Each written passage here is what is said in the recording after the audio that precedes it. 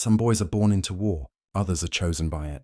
On a nameless world beneath a dying sun, a child might spend his entire life knowing only hunger, mud, and the sound of gunfire.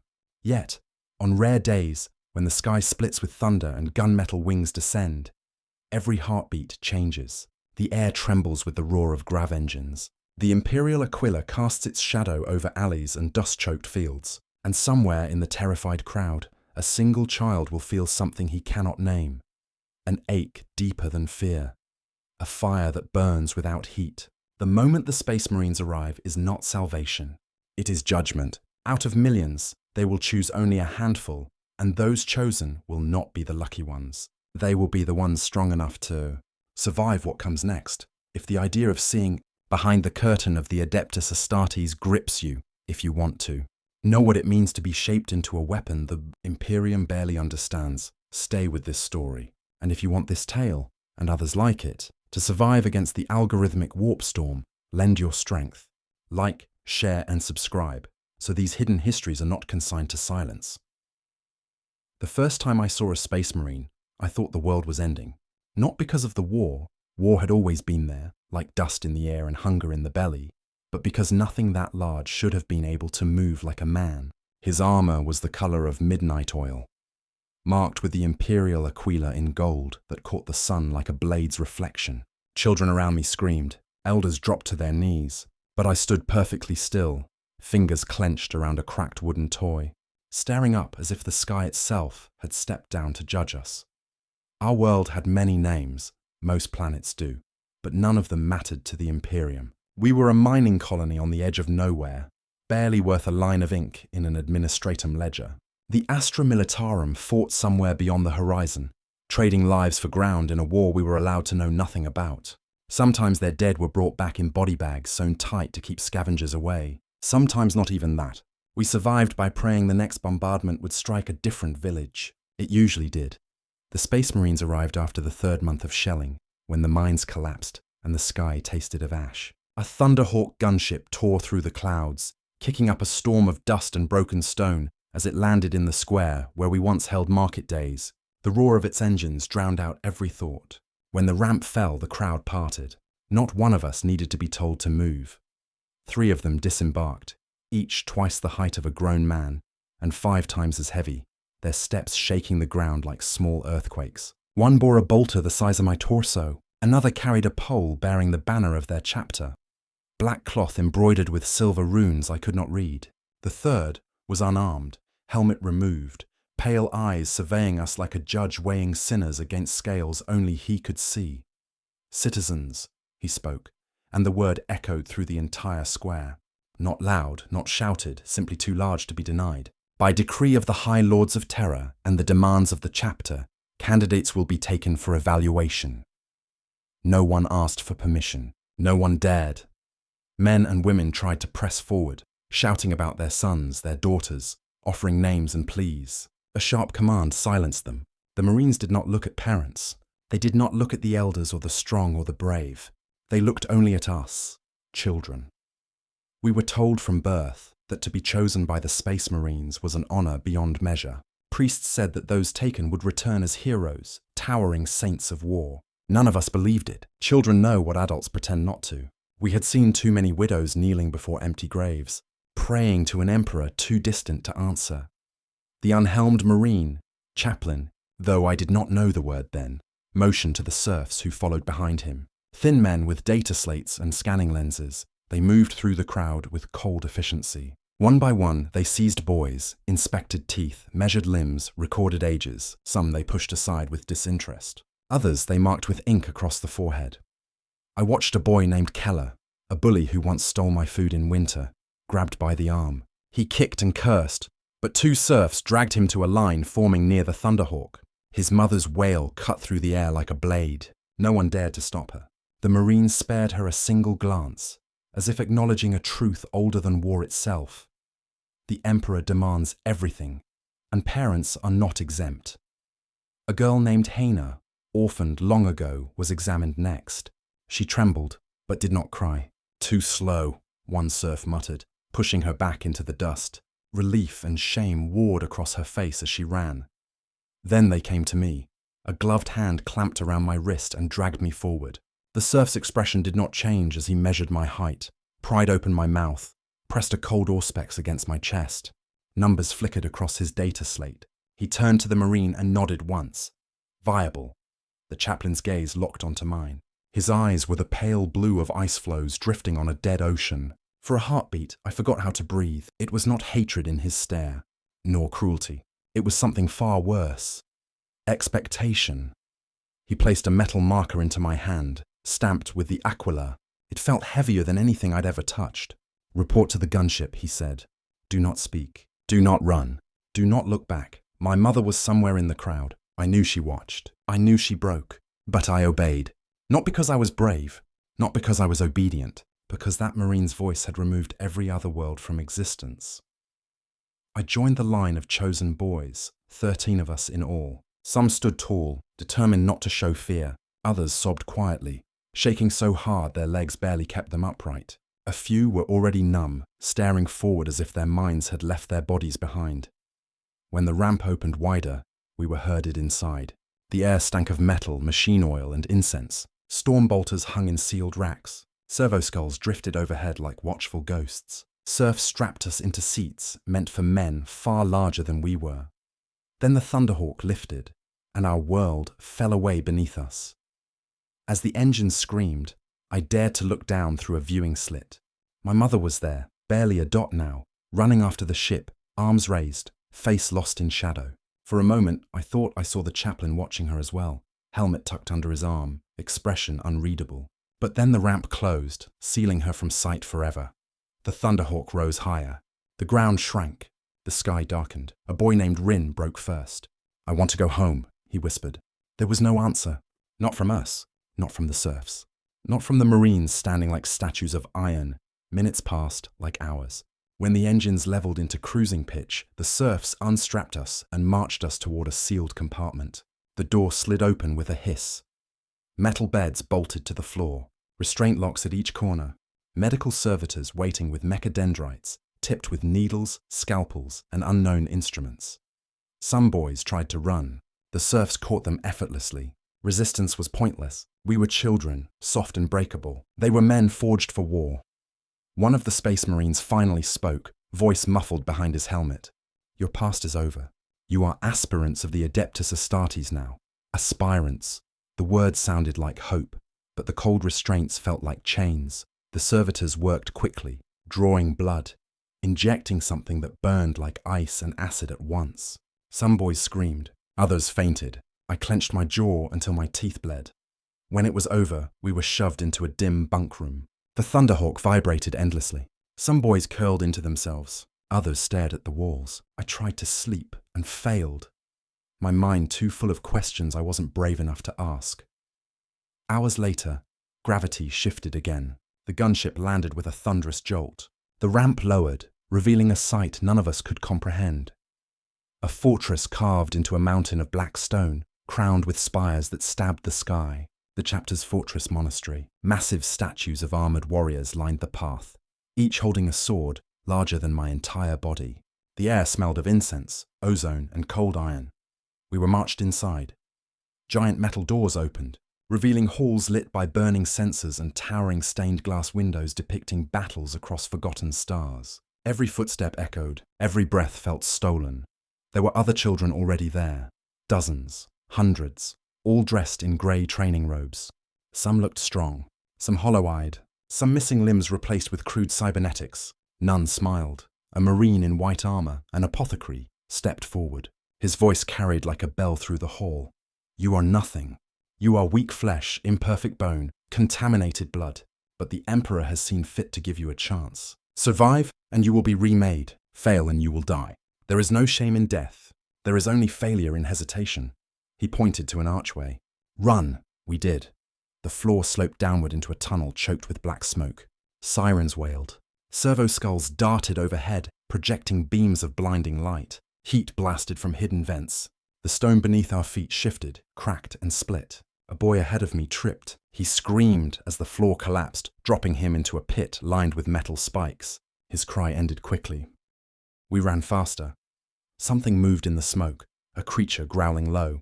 I caught a glimpse of metallic limbs, razor talons, glowing red optics. Not a beast, a servitor built for pursuit. Its limbs scraped against the rock as it lunged, grabbing a boy by the leg. His foot snapped. He disappeared beneath its blades. I ran harder. The tunnel twisted, walls lined with inscriptions we couldn't read, litanies of war, prayers of steel. The air grew colder. The smoke thinned. We burst into open light, stumbling onto a metal platform suspended above a training yard. Serfs waited, holding shock rod staves. Those who fell were struck until they stood. Those who could not stand were dragged away. We were herded into ranks. A chaplain walked the line, his skull helmet gleaming in torchlight. You think you were chosen for greatness. You were not. You were chosen because your suffering is useful. Your pain will forge you. Your fear will purge you. If you survive, you will be reborn in the Emperor's fire. If you fail, your bodies will feed the earth you once called home. He paused before me. His metal mask reflected my face, small, shaking, smeared with blood and dust. I expected cruelty. Instead, he spoke quietly. You are Marin. The sound of my name nearly broke me. It felt like something fragile remembered in a place where memory should not exist. You will forget that name soon, he said. But remember this. The Emperor does not ask for your life. He already owns it. He stepped back. Training began immediately. We ran until our lungs burned raw. We lifted weights until our arms went numb. We learned to fire mock bolters that kicked like sledgehammers. We were starved, beaten, frozen, and broken. Each day ended with less of us than it began. At night, in cold bunkhouses beneath statues of forgotten heroes, I felt my old life slipping away like sand through open fingers. I tried to remember my mother's voice and heard only the roar of thunderhawks. Some boys prayed, some cursed, some made oaths to survive. I made no promises. I simply endured. One evening, after a drill that left half the cohort vomiting in the dirt, I looked up at the massive stone ceiling of the training yard. Carved into the rock were words so old the letters had eroded into scars. From dust, forged in fire. I didn't understand the meaning then. I understand it now. That was the night they took us to the gene labs for the first time. The night the apothecaries explained what was coming. The night we learned that survival was only the beginning. Everything before this had been selection. What came next was transformation. And not all of us would survive it. They woke us before dawn. Though in the fortress monastery, dawn was just a change in the shade of darkness. The air was cold enough that every breath hurt, and frost clung to the stone floor like ground glass. A servo skull drifted overhead, chanting a monotone litany through its vox grill, barely audible over the echoing footfalls of the serfs marching us toward the drill yard. It smelled of incense, metal, and the faint copper tang of blood that never truly washed out of the stone. The apothecaries stood waiting, white armor gleaming beneath hanging braziers. Behind them, the chaplains watched in silence, black armor still as statues, Crozius arcanums glowing faintly. No one spoke until every one of us stood in formation. 50 boys who had survived the selection, then survived the night, and still somehow believed survival might continue. The apothecary at the front scanned our ranks with surgical precision. You have been measured, he said. You have been weighed. Now you will be tested. Those who fail will be removed from the Emperor's sight. Removed. Not killed. Not buried. Removed. We could all hear the difference. He gestured to the far wall. A massive door slid open, revealing a tunnel leading deep under the monastery. Ahead lies the gauntlet. You will run. You will fight. You will endure. And when you reach the other side, you will no longer be children, or you will not reach it at all. A boy 2 rows ahead of me whispered that he didn't want to go. The serf beside him struck him with a shock baton so hard his teeth shattered. He kept whispering. They dragged him away. The rest of us learned a lesson without a single word spoken. We entered the gauntlet. The first chamber was simple, a narrow corridor of uneven stone and jagged steel, designed for nothing except pain. We ran, scraped knees tore open, palms bled, boys fell, and the ones behind them were forced to climb over bodies slick with sweat and dust. Halfway through, steam vents opened, blasting us with scalding air that seared skin and lungs. By the time we reached the next gate, 9 boys were gone. The second chamber was worse. It was a maze of shifting walls and echoing claws, servo constructs that prowled the dark, hunting us like prey. Their eyes glowed red, mechanical limbs scraping across the stone. One of them caught a boy named Jastan, the strongest of us, and pinned him to the floor. He screamed for help until the construct opened his throat with a surgical blade. By the time his body stopped twitching, we had already run past. Mercy was not part of the training. Hesitation was simply another form of death. The third chamber was a climb. Steel ladders greased with machine oil, vertical shafts lit by flickering lamps. Below the ladders lay a pool of black water, where something moved just beneath the surface. We climbed until our hands bled, until our arms trembled, until boys lost their grip and splashed into the dark. Screams echoed. Something huge stirred beneath the surface. Silence followed. The fourth chamber was a kill zone. Servo turrets targeted movement, firing stun bolts strong enough to stop a heart. The only cover was a field of waist-high rubble. We threw ourselves behind it, crawling through broken stone and shattered mortars. Boys were hit, convulsed, and lay still. Others used their fallen bodies as shields. The turrets hummed like insects, always searching. By the time we reached the final gate, only 23 of us remained. The apothecaries stood waiting, as if they had arrived before us without ever needing to run the gauntlet at all. Their armor was immaculate, not a trace of dust. We were filthy, trembling, and barely standing. The apothecary in charge approached us. "You are stronger than you were this morning," he said. "But strength of flesh is nothing. Strength of soul is everything. You will now begin the implantation of gene seed." The word hung in the air like both salvation and execution. We were marched to the apothecarian, an immense chamber filled with surgical bays, suspended cogitators, and chanting servitors. The air smelled of disinfectant, oil, and burnt meat. Data streams pulsed across hololithic displays, showing diagrams of organs I did not recognize. The apothecary addressed us again. "Gene seed is the Emperor's gift. Each organ you receive will change you, harden you, rebuild you, but each carries risk. Some bodies will reject the implant. Some minds will break beneath it. The weak will die. The unworthy will be purged. The strong will endure." A serf read our names from a data slate. One by one, we were strapped to surgical slabs. Mechadendrites descended from the ceiling, tipped with syringes, blades, and drills. The first procedure was the simplest, the implantation of the secondary heart. "It will allow you to survive what should kill any mortal," the apothecary said, "and most of you will need it before your time is done." There was no anesthetic. Space Marines did not waste such luxuries on children. When the blade slid into my chest, I tried not to scream. The mechadendrites inserted a pulsing organ into the cavity they carved. Pain flared so violently that my vision turned white, then red, then black. My heart stuttered once, twice, then thundered back to life. 2 beats now, overlapping, out of rhythm until they learned to work as one. Some boys convulsed, some flatlined. Those who died were rolled off the slab, bodies removed by servitors dragging them away as if they were waste material. The procedure continued. Over the next weeks, we received more. Os modular to reshape our bones, turning ribs into plate armor, thickening our skulls with corded reinforcement. I could feel my skeleton changing every night, a dull ache radiating through every limb until I could barely stand. Biscopea to flood us with growth hormones. Muscles swelled, bones lengthened. Boys who once stood my height now towered over me. Hunger became a burning constant, tearing at the gut, and we were fed entire loaves of protein mass to keep from starving to death. Hemastamen, Laraman's organ, catalepsian node, each one a battle. Some boys rejected the implants violently. One night, a boy named Aaron woke screaming, blood streaming from his eyes and ears. His skin blistered, muscle tearing itself apart. The apothecaries watched him die, made a note, and instructed the servitors to clean the bunk. No prayers, no grave, just removal. During the day we trained. Our new bodies required discipline to control. We ran obstacle courses weighted with stone slabs strapped to our backs. We practiced firing bolters so heavy they bent mortal wrists. We learned hand-to-hand combat against servo constructs programmed to cripple any hesitation. By the 3rd month, only 14 of us remained. The chaplains took over part of our instruction.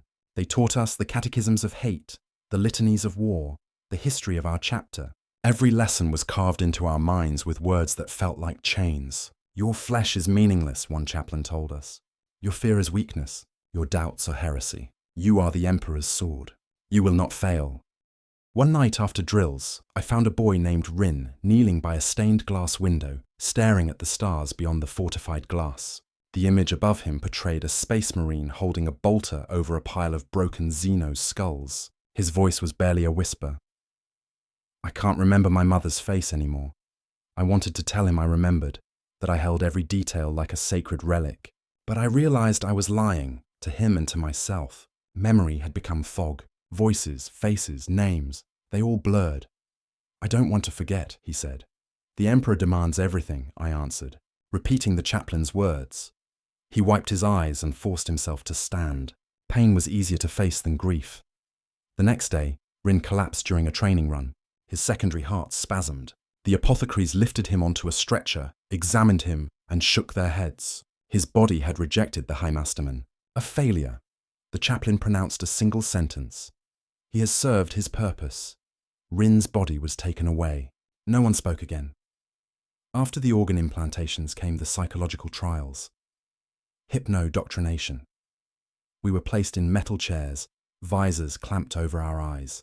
Light flooded our vision, drowning thought. Voices spoke directly into our minds, commanding, reshaping, erasing. Obedience, loyalty, hatred for the Imperium's enemies, fearlessness in the face of death. When the visors lifted, ours had vanished. We stumbled from our seats, stunned, uncertain what had been taken or given. Then came the pain conditioning. We were exposed to fire, electricity, frost, forced to remain silent as flesh blistered and nerves screamed. A space marine must fight on with most of his body destroyed. Pain was not an obstacle. It was a measurement. If we cried out, punishment followed. If we bit through our tongues to stay silent, we were rewarded. One night, I awoke with the taste of blood in my mouth and realized my dreams no longer belonged to me. They were filled with war, always war, as if someone had torn open my skull and poured violence inside. The final test of the trials came without warning. At dawn, the alarms blared. We were ordered outside into the courtyard. Snow fell in thick sheets, muffling sound. The fortress monastery was silent. A chaplain stood before us, holding a blade in one hand and a bolt pistol in the other. Only those willing to kill their past may claim the future. Servitors rolled out a line of prisoners, criminals captured from nearby settlements. Thieves, deserters, dissidents, some were barely older than us. The chaplain handed the first boy in our line the blade. Execute him. The boy trembled, staring at the terrified prisoner. I can't. The bolt pistol fired. The boy fell dead in the snow. The chaplain stepped to the next aspirant. Execute him. This time the boy obeyed. His hands shook so violently he nearly dropped the blade, but he slit the prisoner's throat. Blood hit the ground steaming. One by one, aspirants were called forward. When my turn came, the chaplain placed the blade in my hand. The prisoner before me begged. He called me son. He said he had a family, a child, a home, words that once would have torn my heart apart. But I had no home anymore, no family, no name worth speaking. I killed him. Not quickly, not cleanly. My hands were clumsy. The blade stuck, but I did not look away. When it was done, the chaplain nodded. You have severed the final chain. 13 of us survived the trials. We were no longer children, but we were not. Space Marines. Not yet. What came next would break whatever pieces remained.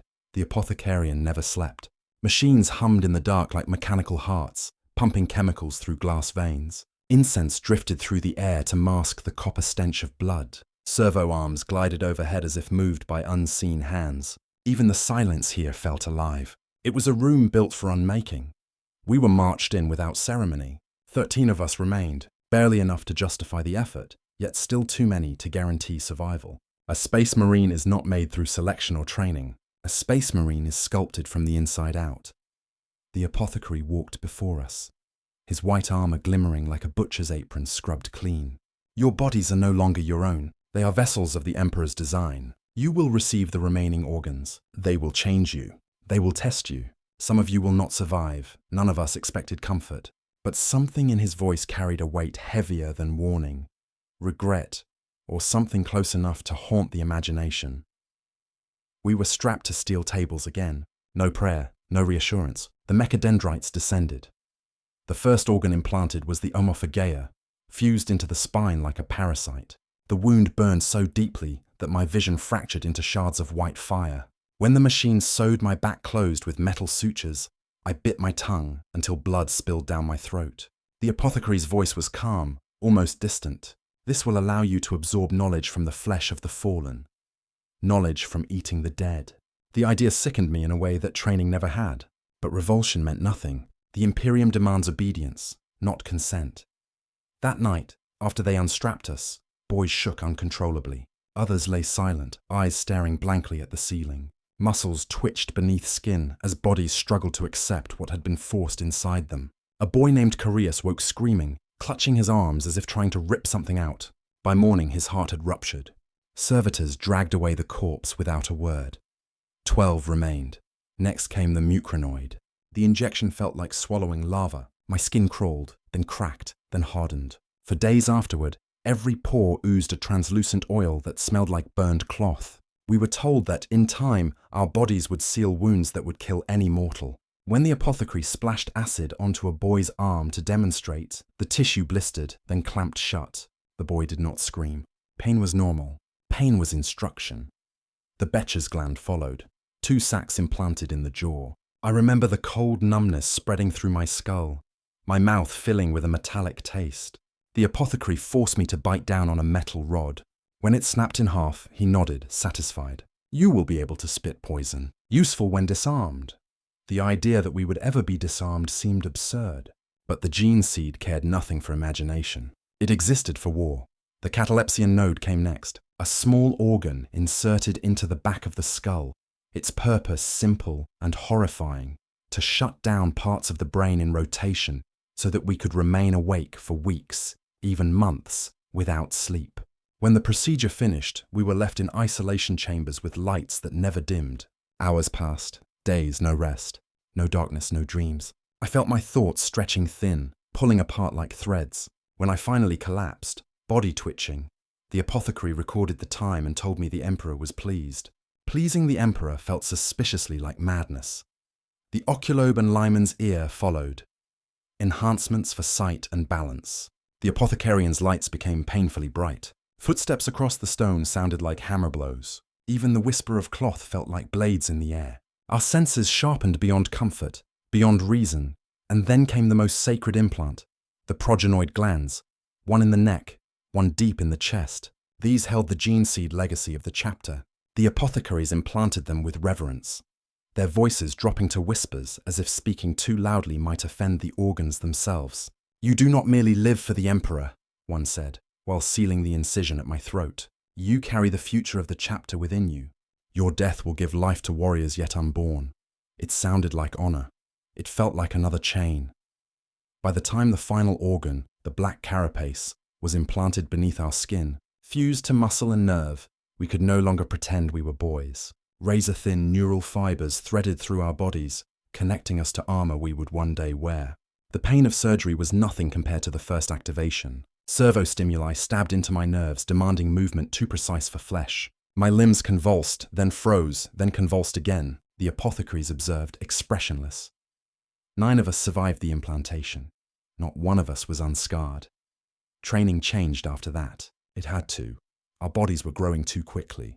Bones thickened, skin hardened, voices deepened into ragged growls. The hunger that had burned in our gut became ravenous. We ate protein blocks by the fistful, entire loaves devoured in minutes. Some nights, boys woke with their teeth grinding so hard their jaws cracked. Once, a serf walked too close to the feeding tables. A boy instinctively grabbed him, slamming him against the stone as if possessed by instinct alone. The chaplain put a bolt round through the boy's skull without slowing his stride. Control, he said. Without it, you are nothing but beasts in armor. We learned control the hard way. We learned to fire bolters with precision. The recoil no longer broke bones. It felt natural, like a heartbeat in the hands. We learned to march for days without sleep, feet bleeding inside rough boots. We learned to fight in complete darkness, guided only by sound and instinct sharpened to unnatural sharpness. Sometimes, the chaplains taught us philosophy, the purpose of sacrifice, the glory of death, the idea that humanity could only be saved through suffering.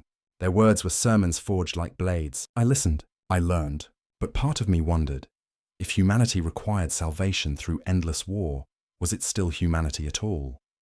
Doubt was a sin. I buried it deep. One night, after brutal drills in the rain, I stood beside the training yard staring at the statues carved into the monastery wall. Each one an armoured giant with a bolt gun held across the chest, each face noble and stern. I wondered if the statues were made in the image of real men, or if the sculptors carved them from imagination. Perfect warriors with no room for fear. A voice spoke beside me. "Do you envy them?" I turned. It was the chaplain who had spoken my name on the first night. His skull helm hung at his side, revealing a face lined like cracked marble, white hair cropped short, eyes hard but not empty. "I don't envy them," I said. "I wonder if they were ever like us." "They were," he replied. "And they are not." His answers were riddles, but something about the way he watched me suggested he had once asked the same questions.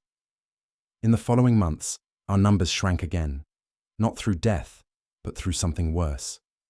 Some boys lost themselves. One morning, a recruit named Taro awoke and began smashing his head against the stone floor again and again, screaming that voices inside his skull were commanding him to drown the others. Blood pooled beneath him. The apothecaries removed him. He did not return. Another simply walked into the training yard during a live fire drill, expression blank. A bolter round took his head off. The chaplains called it a mercy. 7 of us remained. We were almost ready. The final step of transformation was indoctrination. Not the whispered sermons or the pain conditioning, but the destruction of whatever fragments of the old self still clung to our minds. The apothecaries wiped our childhood names from the records. The chaplains forbade us to speak of home. We were aspirants of the Adeptus Astartes. We belonged to the Brotherhood now, not to the past. One night, as we stood in the cathedral-like hall beneath the murals of the Emperor and his angels, the chaplain addressed us. "You wonder why we erase your past? Why we cut away names, faces, families, memories? It is simple. A space marine fights with certainty. A warrior who looks backward cannot see the enemy before him. A soldier who clings to who he was cannot become what he must be." We stood in silence, not daring to breathe too loudly. "You are almost reborn, but the galaxy does not care for almost. Tomorrow, you will undergo your final trial. Succeed, and you will join the ranks of the neophytes.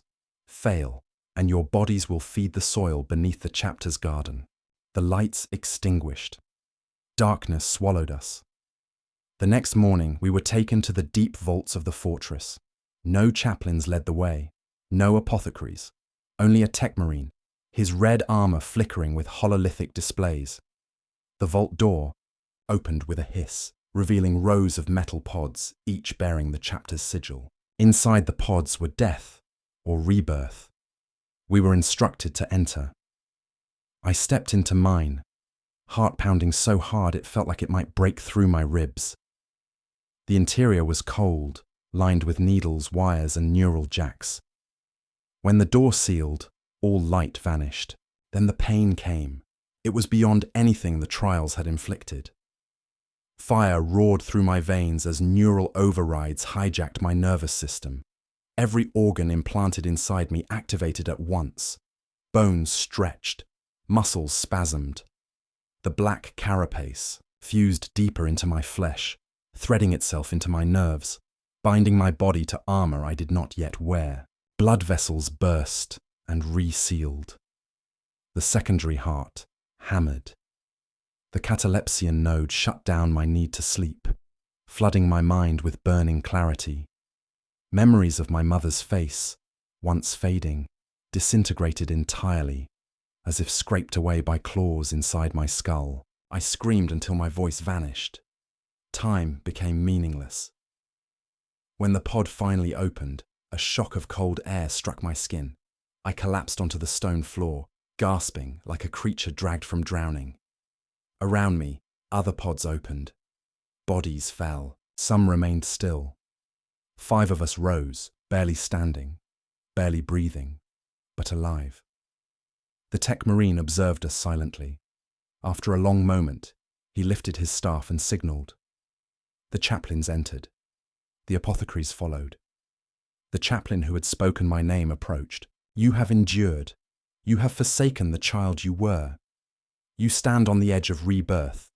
But remember this. What you have survived is only the beginning. You are not Astartes yet. His words carried no triumph, only warning.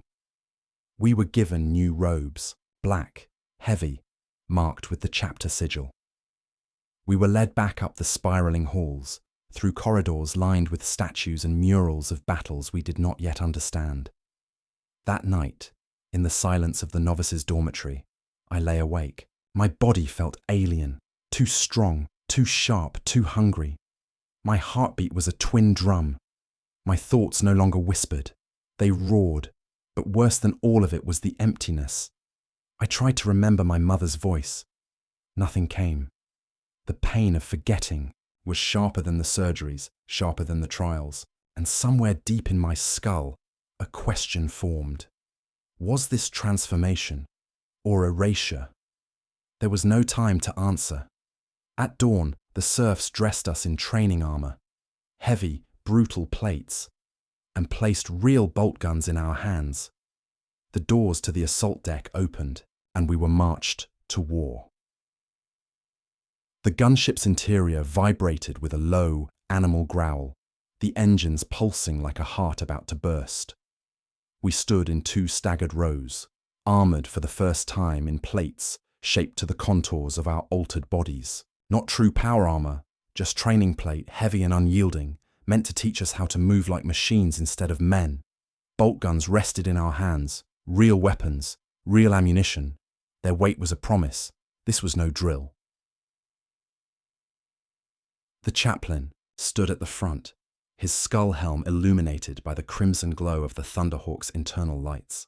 A neophyte is not tested with words, nor with ceremony, he said. A neophyte is tested in fire. His voice did not rise. It didn't need to. Every syllable carried the weight of inevitability. You will deploy alongside the scout company. You will serve as their shadows. Witness them. Learn from them. If you fall, do not rise. A space marine does not crawl his way back to safety. 5 of us remained. 5 boys forged into something more than mortal, but not yet worthy of the title Astartes. We nodded, not because we were fearless, but because fear no longer had a place to hide in our bones.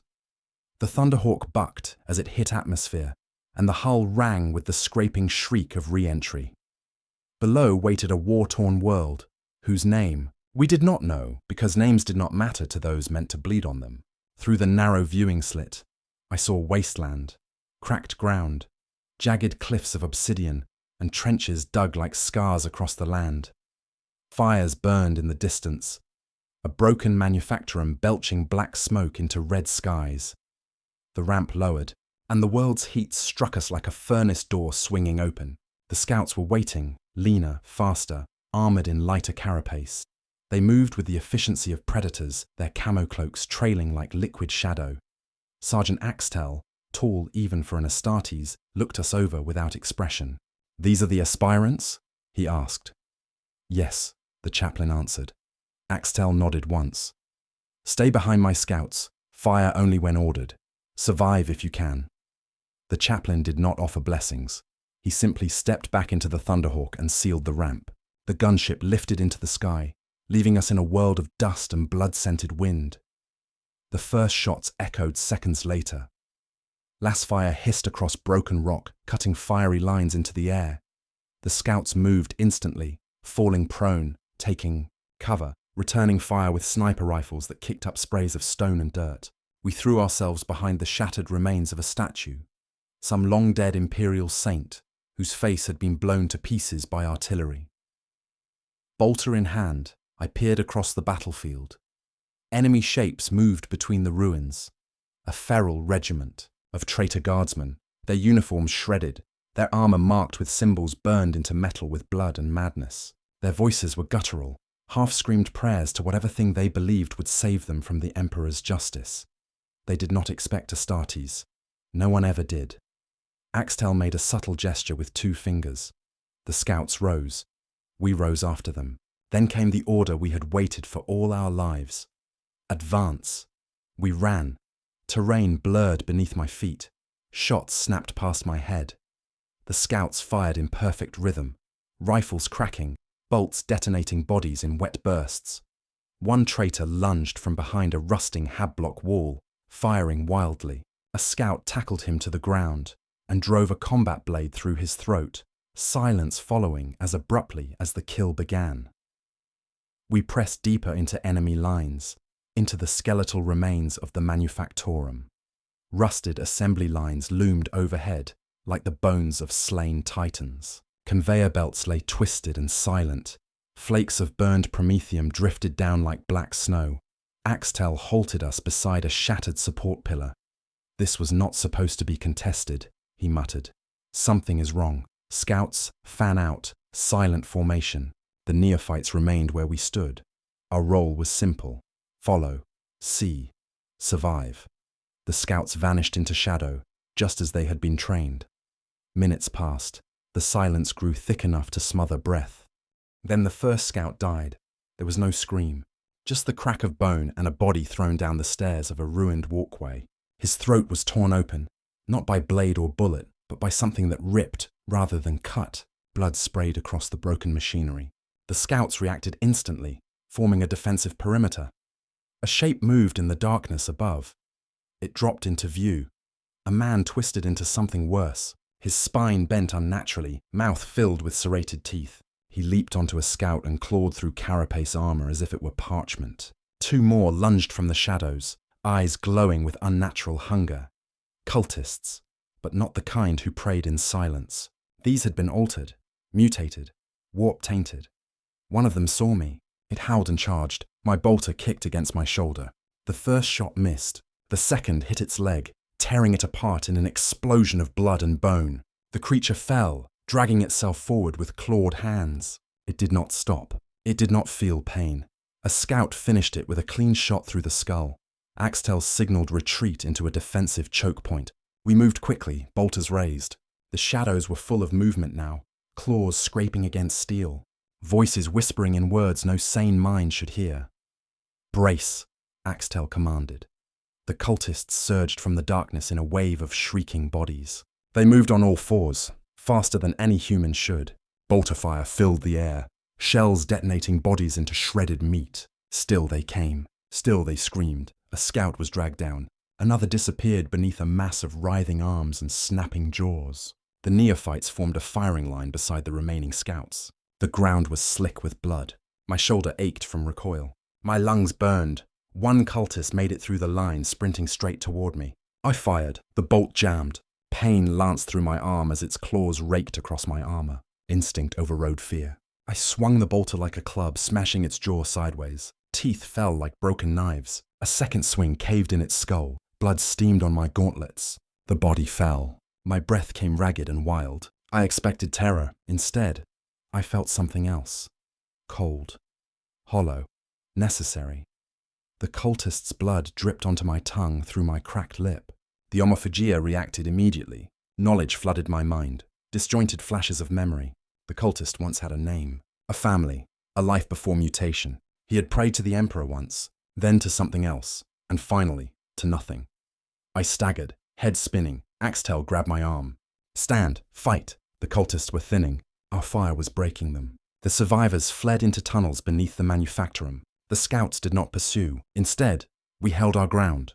Bolters raised, waiting for a second wave that never came. Silence returned. Heavy. Final bodies lay everywhere. Human, mutant, scout. Axtel surveyed the dead. "You fought. You survived. That is enough." For the first time, the scouts looked at us, not as children, but as something closer to equals. Their silence felt like respect. We collected ammunition, recovered gene seed from fallen scouts. It was a sacred task, one done without words. The apothecaries would reclaim it later for implantation in future generations. Life and death in the Imperium were a cycle built on sacrifice. As we prepared to move, a new sound echoed through the ruins. Claws, scraping gently against metal, slow, measured, intelligent. A shadow moved atop a rusted conveyor belt. Tall, too tall. The shape unfolded into a creature of pale skin and chitinous armor. Its eyes glowed with cold intelligence. A genestealer. My blood turned to ice. It moved faster than thought, a blur of claws, teeth, and shrieking hunger. The scouts fired, but it was already among us. One scout's head flew from his shoulders in a spray of blood. Another was gutted with a single sweeping strike. Axtel roared, voice booming. "Form on me, we tried." Emperor knows we tried. But the Genestealer was a nightmare given flesh. Every movement faster than the human eye. Its claws scraped sparks from ceramite as it slashed through armor. My bolter was empty. I grabbed a fallen scout's combat blade and charged. The Genestealer leaped, claws aimed at my throat. Something moved faster. A bolt round struck the creature's skull, exploding it in a burst of purple ichor. The body fell at my feet. The chaplain stood at the entrance of the hall, smoke curling from the barrel of his bolt pistol. Behind him, 2 full Astartes strode into the chamber, their power armor humming with silent menace. "Retrieve your wounded," the chaplain said, "and you're dead. The Emperor judges the living by what they carry, and the fallen by what they leave behind." We obeyed, because how could we not? The gunship returned. We lifted into the sky, leaving behind the ashes of battle. The scouts carried their dead without complaint. Pain was part of duty. Grief was a luxury. When we landed at the fortress monastery, the chaplain gathered us in the hall of trials. Torches burned, incense thickened the air. Statues of Genelords stared down with eyes of stone. "You have seen battle," he said. "You have killed and not broken. You have watched your brothers fall and kept fighting. Your transformation nears completion." His gaze swept across us. 5 neophytes, spattered with blood, shaking with adrenaline and exhaustion. "You are no longer the children dragged from your homes. You are no longer mortal." He stepped forward, placing his hand on my shoulder. "Soon, you will become Astartes." Those words should have filled me with pride. Instead, I felt something hollow.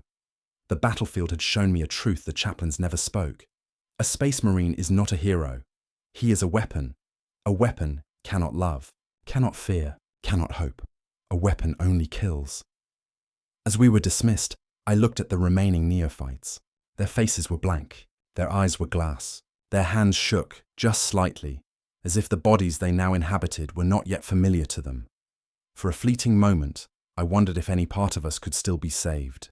If some echo of humanity remained buried beneath the gene seed, waiting to surface. But the whisper died quickly. The Emperor had no need for humanity. Only obedience. Only war. The next morning, we were ordered to the apothecarian for final designation and indoctrination. We were so close. So close that failure would be worse than death. Dawn never softened the fortress monastery. Sunlight crawled across its stone like a reluctant trespasser, swallowed by high walls and iron monuments built to outlast hope itself. We stood in formation beneath the banners of the chapter, the colours deep and solemn, as if dyed with the blood they promised we would spill. 5 of us remained. 5 survivors from a harvest of hundreds. The chaplains spoke no words of pride, no hymns of triumph. They only watched, as if waiting to see whether we would stand or collapse before the ceremony began. The apothecaries arrived in a procession of white armor polished to mirror sheen. They bore gene seed canisters, data slates, vials of sacred fluids. Each step echoed through the hall like a heartbeat. When they halted, the chanting began. Low, mechanical voices reciting genetic litanies, praising the Emperor's design. The smells of antiseptic and incense layered over the ever-present scent of oil and metal dust. The fortress always smelled of labor, as if the entire structure knew that victory was earned with sweat, blood, and unending work. We were stripped of our training armor and robed in black, knees pressed to stone as the apothecaries examined us one final time. Fingers of metal and flesh prodded muscle, bone, and implanted organs.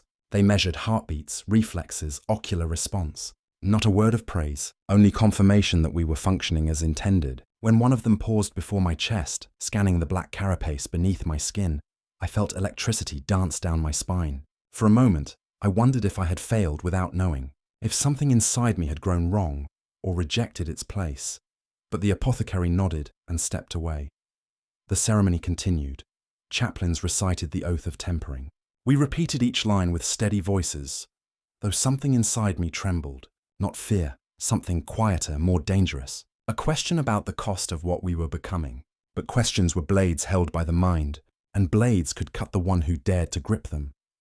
When the chants ended, we were led to the reclusium, a towering chamber lined with ancient tomes, armor displays, and reliquaries of space marines who had died 1,000 years before our births. Candles flickered beneath stone arches carved with names and dates, victories and deaths. The air was thick with smoke and memory. We knelt before the statues of the Primarch and the Emperor. The chaplain, who had watched us from the beginning, paced slowly around us, his footsteps echoing like war drums. "You have survived the flesh," he said. "You have survived the mind. You have survived the test of battle. Now comes the final proving." His skull helm descended into place with a hiss of locking seals. He lifted a crozius shaped like a winged hammer. The weapon's head shimmered with crackling energy. "Speak your names," he commanded. Names, the ones we had been forbidden to speak for so long, the ones we were told to forget. One by one, the neophytes said their birth names aloud. Each voice trembled. Each word sounded foreign, like language pulled from a dream. When my turn came, I almost remained silent.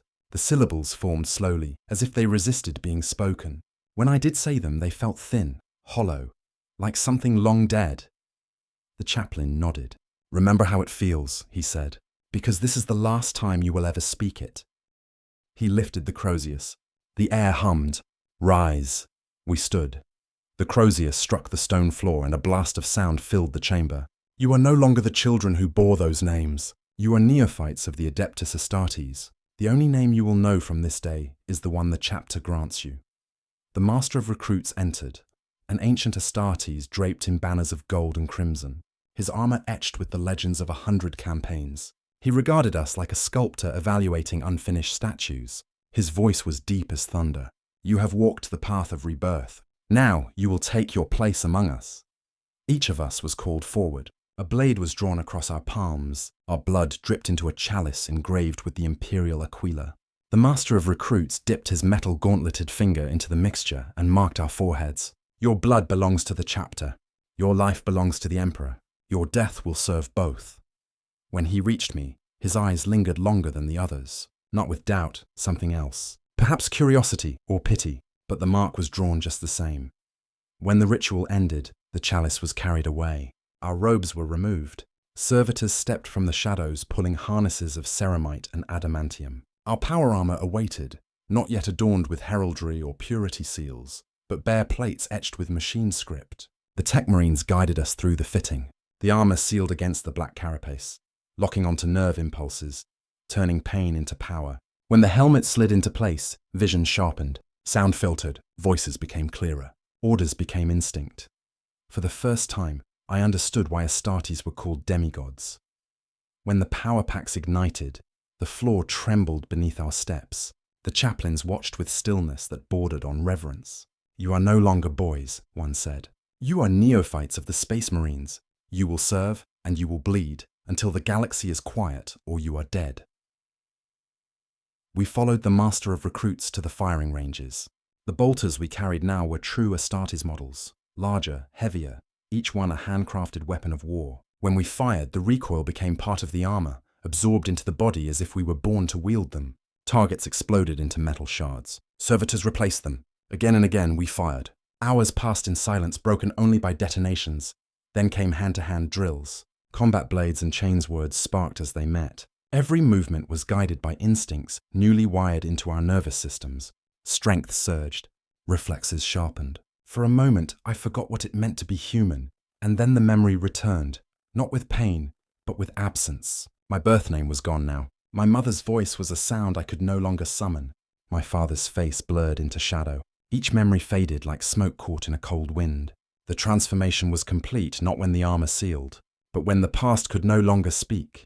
One night, after exhaustive drills, I walked alone to the garden where the fortress kept the ashes of the fallen. The statues of heroes stood in a circle, each holding a bolt gun across the chest. Lanterns flickered in the darkness. Somewhere deep in the fortress, the engines of armor and aircraft throbbed like distant thunder. For the first time, I realized the truth.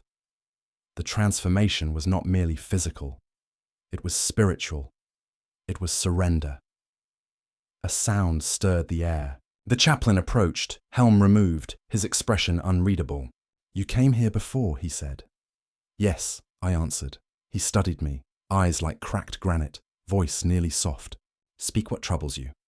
I don't remember who I was, I said. Only what I've become. He nodded slowly. That is the intention. You are meant to be unburdened. But what is left if everything before this life is erased? The chaplain looked at the statues, at the ashes beneath our feet. Purpose, he said. Duty. Brotherhood. These are heavier than memory. Humanity is weak. What you become is eternal. His words should have comforted me. They did not. But I bowed my head because doubt was a sin. Days blurred into weeks. Our training intensified. We learned battlefield doctrine, formations, fortifications, armor assault, orbital deployment. We were partnered with full Space Marines, fighting alongside them in mock engagements.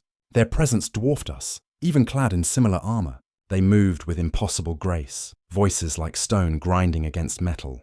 We were tools in their hands, extensions of a greater will. During one drill, a veteran sergeant named Varan corrected my stance with a single blow from his gauntlet. The force cracked 2 ribs. The armor sealed them. Bone fused. Pain became heat that faded in seconds. Varan nodded. Better, he said. Again. He was a master in the art of killing. Yet something human flickered in his gaze when he looked at us. Not pity. Recognition. As if he remembered standing where we stood now. One evening, Varan approached. Your transformation is nearing completion, he said. Soon you will join the scout company for active duty. Your first true war will temper you. Not all of you will survive it. He did not mean it cruelly. It was simply fact. The day of assignment arrived. We stood in full armor in the grand hall. Each of us called forward. 2 were sent to the scout company. 2 were assigned to vehicles and armor crews to learn the machine prayers of war. When my new name was spoken, I was assigned to a tactical squad. A full squad. Real armor, real combat. The master of the recruits rested a hand on my pauldron. You have been forged into a weapon worthy of the Emperor. Carry his will. The squad's veteran sergeant approached. His armor bore purity seals, kill markings, campaign badges. He studied me without expression, then gave a single nod. Acceptance. Harsh and simple. That night, the fortress bells rang. The chapter was mobilizing. A world was burning somewhere in the void, and we were to answer. Servitors loaded munitions. Tech Marines blessed drop pods and Thunderhawks. The air filled with the thunder of engines and the grinding roar of armored treads. As I boarded the gunship with my new brothers, I felt the armor seal tight, the black carapace binding me to the ceramite plates like sinew to bone. The bolter in my hand felt warm, almost alive. The ship shuddered as it lifted, engines roaring. For a final moment, I closed my eyes. There was no fear, no memory, no past, only the future, only war.